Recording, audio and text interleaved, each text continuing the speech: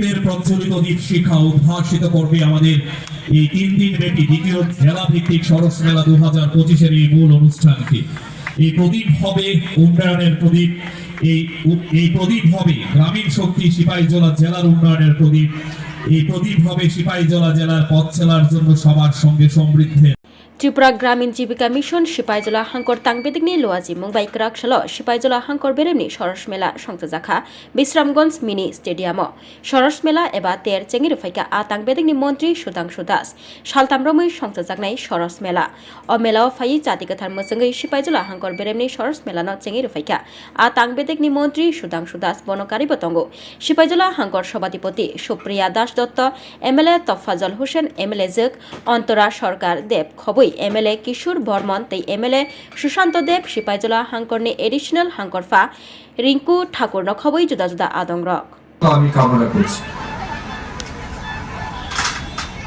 আপনারা আমার আগের বক্তাদের কাছ থেকে জানতে পেরেছেন এই মেলার উদ্দেশ্য কি এবং কেন এই মেলা আয়োজন করা হয়েছে। আপনাদেরকে জানতে হবে সরস মেলার অর্থ কি। সরস শব্দের অর্থ হচ্ছে sale of articles of rural artisan society, অর্থাৎ আমাদের গ্রামীণ এলাকায় যারা হস্ত কারুশ শিল্পে বিভিন্ন প্রোডাক্ট তৈরি করেন এই জিনিসপত্রগুলি বা প্রোডাক্টগুলিকে একটা বাজার তৈরি করে দেওয়ার জন্য এবং তাদের স্কিলকে একটা জায়গায় এনে যাতে সম্মানিত করা যায় সেই লক্ষ্যমাত্রা নিয়ে রাজ্যভিত্তিক সরস মেলা যেমন আমরা কিছুদিন আগে সম্পন্ন করেছি, বর্তমানে বিভিন্ন জেলা ভিত্তিক এই সরস মেলার আয়োজন করা হচ্ছে। এই সরস মেলায় আমরা লক্ষ্য করতে পারছি বিশেষ করে দিদিদের ইনভলভমেন্ট অনেক বেশি।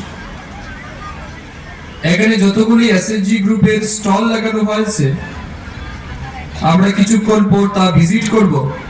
এলাকার মায়েরা দিদিরা তাদের উৎপাদিত পণ্য কি কি তারা এনেছেন এবং কিভাবে এই জেলা